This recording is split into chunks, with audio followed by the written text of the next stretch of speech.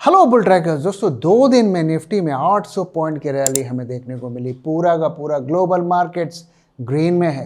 Crude में भी अच्छी खासी गिरावट हमें देखने को मिल रही है। सब कुछ नॉर्मलाइज होता हुआ दिख रहा है, लेकिन फिर भी ऐसा क्यों लग रहा है कि ये रैली अब खत्म होने वाली है।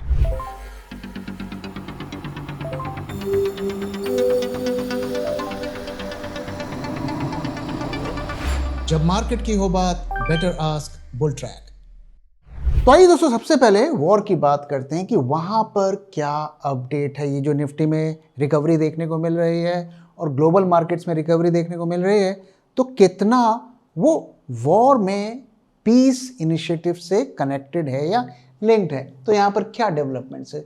26 दिन से ये लड़ाई चल रही है, ऑलमोस्ट अभी 1 महीना पूरा होने को आया है और कितने यहाँ पर बॉम्बिंग हुई आप देख सकते हैं। 80,000 से ज़्यादा स्ट्रक्चर्स को डिस्ट्रॉय कर दिया गया है और आज भी वो डिस्ट्रक्शन चल रहा है। Iran still launching missiles at Israel and Gulf states. तो कुछ भी ग्राउंड पर बदलता हुआ नहीं दिख रहा है।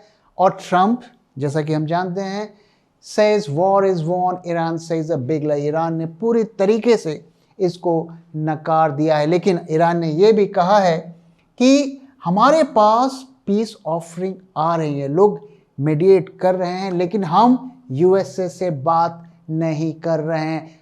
Tehran Flatley denies any talks, calls it market manipulation. ऐसी भी खबरें हैं कि जब ट्रंप ने ये अनाउंसमेंट किया कि हम 5 दिन के लिए लड़ाई रोक रहे हैं, उससे पहले क्रूड ऑयल में बड़ी पोजीशंस बनाई गई और उसके बाद भी बनाई गई। तो जैसा कि हम जानते हैं कि बड़े बड़े खिलाड़ी इसमें इन्वॉल्व रहते हैं और इससे प्रॉफिट कमाने की कोशिश करते हैं। ईरान वही कह रहा है। और ऐसी भी कुछ खबरें हैं कि US reportedly sent Iran a settlement framework. कुछ offer through different countries Iran तक पहुंचाया गया है और ऐसे भी खबरें हैं कि पाकिस्तान भी उसमें कुछ बीच में मेडिएट करने की बात हो रही है। कितना सही है कितना गलत है नहीं पता, लेकिन ईरान ने पूरी तरीके से डिक्लाइन किया कि हम अमेरिका से कोई बात नहीं कर रहे हैं।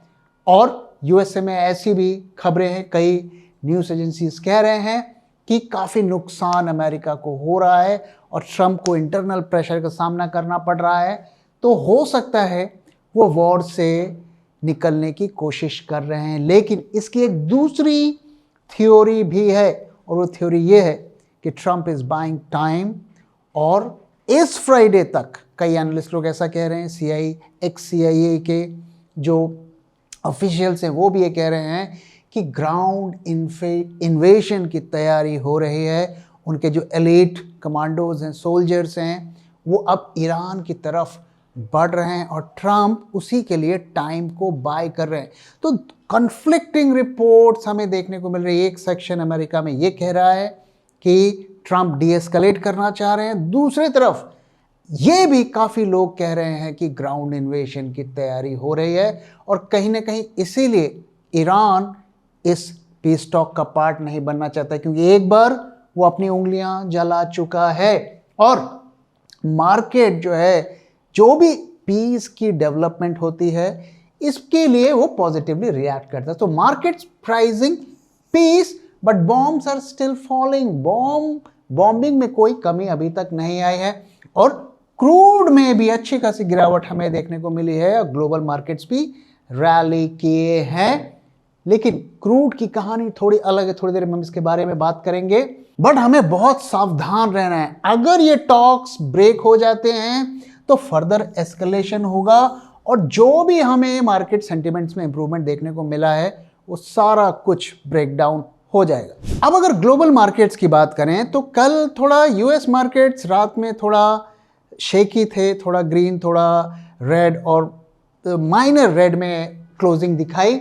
लेकिन सवेरे जब एशियन मार्केट्स खुले तो वहां पर हमें ग्रीन देखने को मिला। अच्छी खासी तेजी हमें हैंग सेंग, निक्केई और कॉस्पी में देखने को मिली। इंडिया विक्स में अगर आप देखें तो अभी भी इतनी जो पीस टॉक की खबर फैलाई जा रही है, लेकिन ये फियर इंडेक्स कह रहा है कि मार्केट अभी भी डरा हुआ है, कुछ भी मेजर यहाँ पे इम्प्रूवमेंट नहीं हुआ है। तो दो चीज़ें बहुत इंपॉर्टेंट है, एक क्रूड और एक विक्स। ये दोनों हमें मार्केट के सेंटिमेंट्स को सही बताएगा। प्राइस हमें गलत इन्फॉर्मेशन दे सकता है, लेकिन ये कलेक्टिव सेंटिमेंट्स को हमें बताएगा। अब क्रूड में अगर आप देखिए, अच्छी खासी हमें गिरावट देखने को मिली पिछले 2-3 दिनों से, 95 तक भी क्रूड पहुंच गया। तो इसकी क्या कहानी है, इसके बारे में बात करेंगे। लेकिन रुपया लगातार जो है कमज़ोर होता जा रहा है। 94 के लेवल पर हम सस्टेन कर रहे हैं, और मैं लगातार आपके साथ शेयर कर रहा हूँ कि अब 95 दूर नहीं है, 95 इज़ अ डन डील, और अब हमें सेंचुरी की बात करनी चाहिए।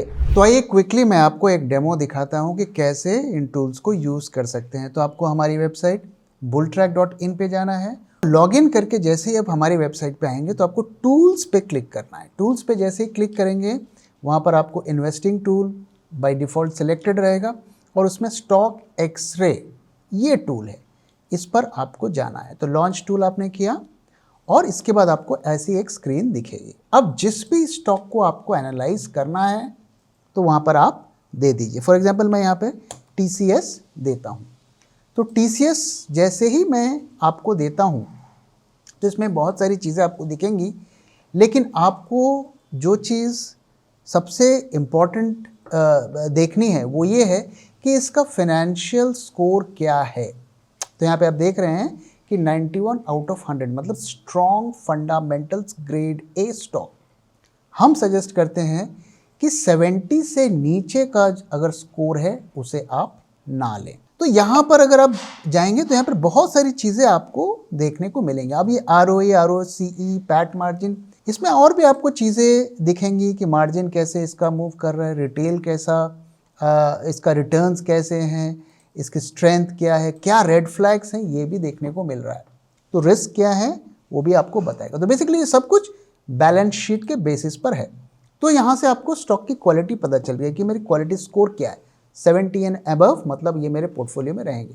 70 से नीचे हैं तो इट्स एन एग्जिट कैंडिडेट। जब भी मुझे मौका निकलेगा मैं इसको एग्जिट करूँगा।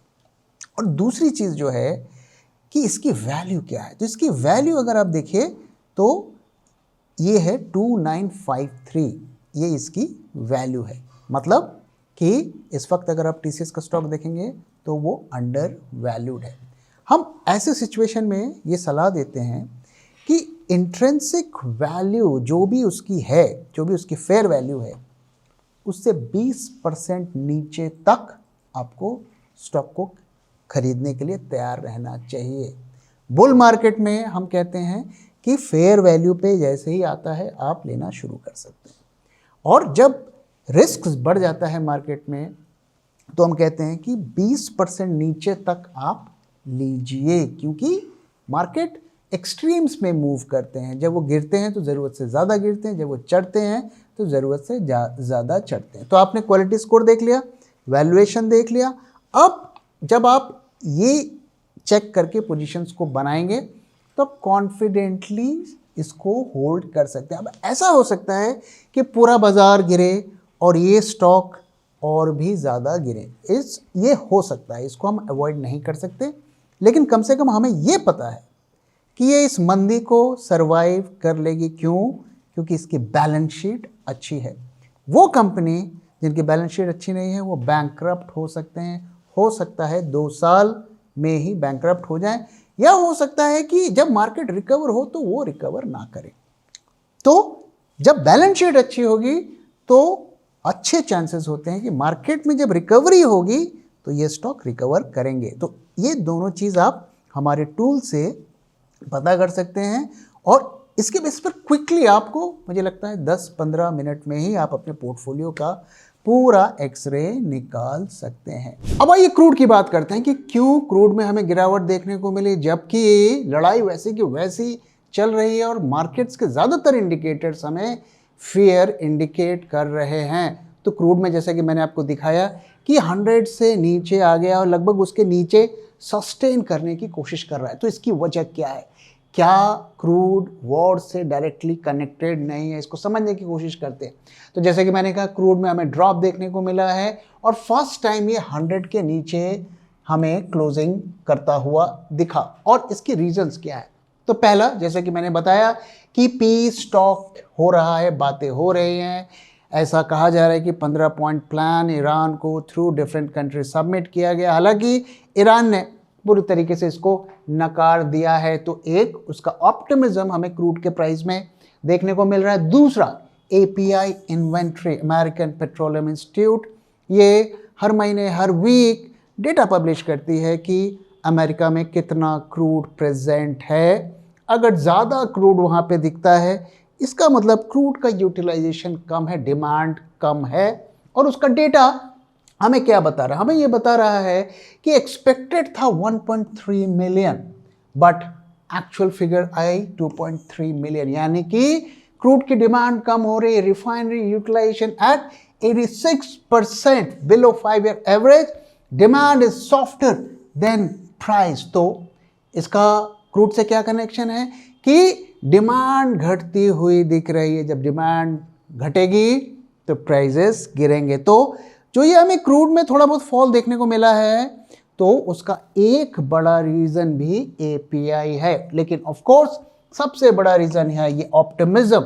और साथ में हमें नहीं भूलना चाहिए कि आईईए ने, जो इंटरनेशनल एनर्जी एसोसिएशन है, उन्होंने 400 मिलियन बैरल्स की इमरजेंसी स्टॉक पाइल्स जो है रिलीज की हैं। तो मार्केट में ऑयल की सप्लाई बढ़ेगी और दूसरी तरफ हमें डिमांड भी कम होता दिख रहा है। हालांकि ये जो हम 400 मिलियन बैरल्स रिलीज किया जाएगा वो इमीडिएटली नहीं आएगा, but over a period of 2 to 3 months हमें ऐसा मार्केट में आता हुआ दिखेगा। और दूसरा जो रीज़न है जिसकी वजह से ऑयल में थोड़ा हमें इंप्रूवमेंट होता हुआ दिखा है कि गोल्डमैन का एक एस्टिमेट आया है और उन्होंने कहा है कि क्रूड 80 के नीचे चला जाएगा इफ डी-एस्केलेशन होल्ड्स। तो ये कंबाइंड जो रीजंस हैं इसकी वजह से हमें क्रूड में थोड़ी सॉफ्टनेस देखने को मिली है।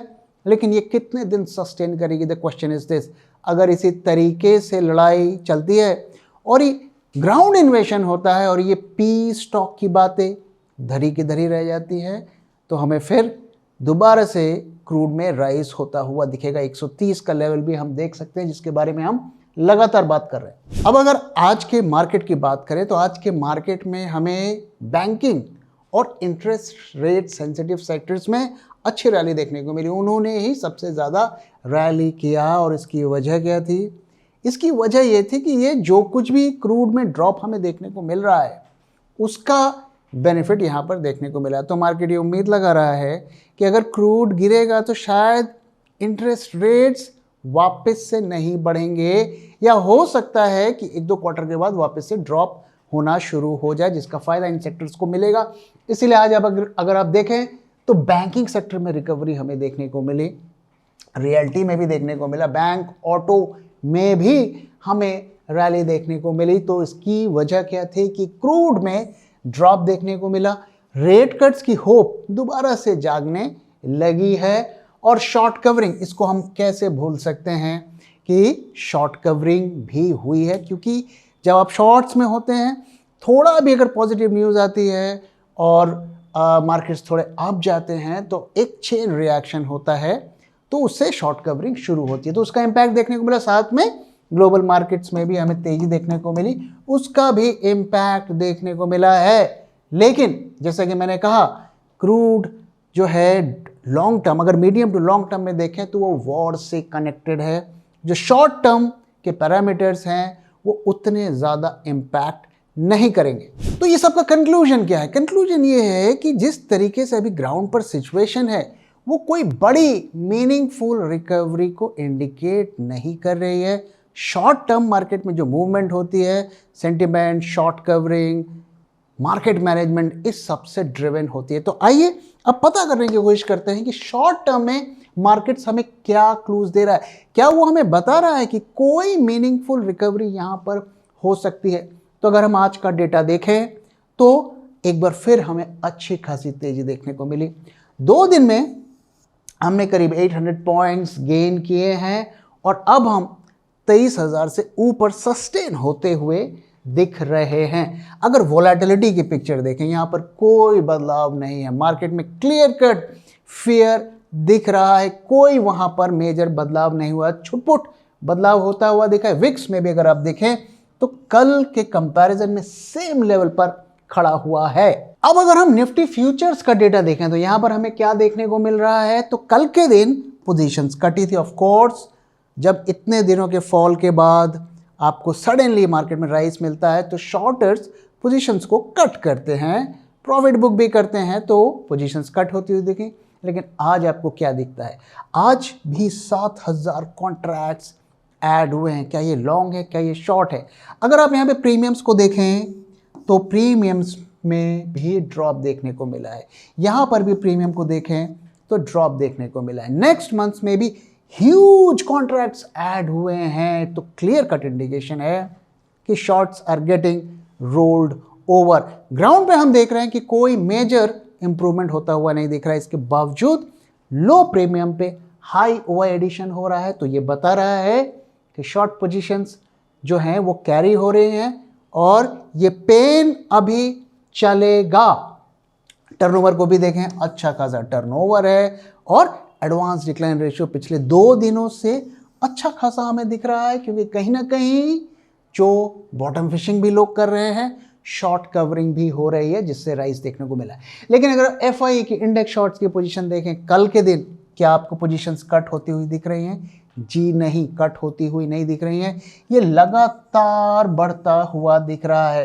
तो एफआई का view is bearish in derivatives market. Cash markets में तो वो बड़े बड़े नंबर्स पे सेलिंग कर रहे हैं। आज का डेटा मेरे पास अभी तक नहीं आया तो मुझे नहीं पता क्या है, लेकिन मुझे उम्मीद है कि उनकी सेलिंग कंटिन्यू रहेगी। और इसकी वजह है कि जो जापानीज येन कैरी ट्रेड है और जो यहाँ से वो प्रॉफिट बुक करके एशिया के एआई स्टॉक्स में पैसे ले जा रहे हैं, इन सब कंबाइंड रीजंस की वजह से कैश मार्केट में एफआई की सेलिंग कंटिन्यू रहने वाली है आने वाले दिनों में।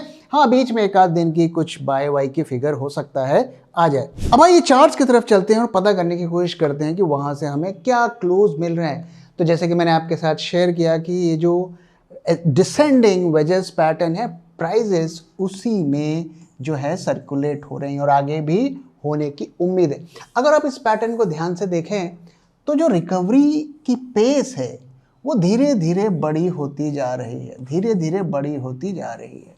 तो इस पैटर्न की एक खासियत होती है कि ये आगे जाकर और ज़्यादा वॉलेटाइल हो जाएगा। इस पैटर्न को इसे कंसिस्टेंटली छोड़ना है, तभी हम मीनिंगफुल रिकवरी की सोच सकते हैं। और साथ में बाकी इंडिकेटर्स और एफएनओ का डेटा भी इसको सपोर्ट करना है। अगर आप यहाँ पे देखें कि यहाँ पर इसने कोशिश की थी एक बार बाहर जाने की, फेल हुआ, दोबारा ये अंदर आया और अभी भी हमें ऐसा लग रहा है कि जब तक ये इस लेवल को पार नहीं कर जाता 23400, तब तक इसके चांसेस बहुत ज़्यादा हैं कि ये वापस पैटर्न पे आएगा। होपफुली जो मैं डेटा देख रहा हूँ, कल हमें दोबारा से ये प्राइस पैटर्न में आता हुआ दिख सकता है। वो सवेरे आए या शाम को आए, लेकिन जो डेटा हम देख रहे हैं मार्केट में हमें क्लियर कट वीकनेस देखने को मिल रही है। तो अनटिल एंड अनलेस कोई बड़ी खबर रात में नहीं आ जाती है, कल के दिन हम वापस से प्राइजेस को अंदर घुसते हुए देख सकते हैं। लेकिन कल अगर इससे ऊपर क्लोजिंग हुई तभी हम मीनिंगफुल रिकवरी देख पाएंगे। अगर आप यहाँ पे बाकी डेटा पॉइंट्स को भी देखें, प्राइजेस यहाँ पर ऊपर जा रहे हैं, वॉल्यूम यहाँ पे डाउन है, ये भी हमें एक वीकनेस इंडिकेट कर रहा है। और दूसरा, बाकी इंडिकेटर्स को भी अगर आप देखें तो वो बेयरिश सेंटिमेंट्स को इंडिकेट कर रहा है। तो आज जिस तरीके का हमें डेटा देखने को मिल रहा है और चार्ट्स के पैटर्न्स देखने को मिल रहे हैं, मुझे काफ़ी उम्मीद है कि अगले 2 दिनों में वापस से बेयरिश सेंटिमेंट्स में मार्केट आ सकता है। और हमारी लास्ट होप है 23,400, इससे ऊपर ही हम ये गैस कर सकते हैं कि थोड़ा हमें मीनिंगफुल रैली यहां पर देखने को मिले। तो दोस्तों, अगर आपकी शॉर्ट पोजीशंस हैं तो 23,400 आपकी लास्ट होप है, इस बात को ध्यान में रखें। लेकिन अभी हमें लॉन्ग नहीं जाना है, जितना हम अपने इंडिकेटर्स और डेटा पॉइंट्स को देख रहे हैं। तो दोस्तों, इसी के साथ इस वीडियो को मैं यहाँ पे खत्म कर रहा हूँ। वीडियो कैसा लगा जरूर बताइएगा, अपना फीडबैक भी शेयर करना मत भूलिएगा। Thank you very much for watching, thank you for your time.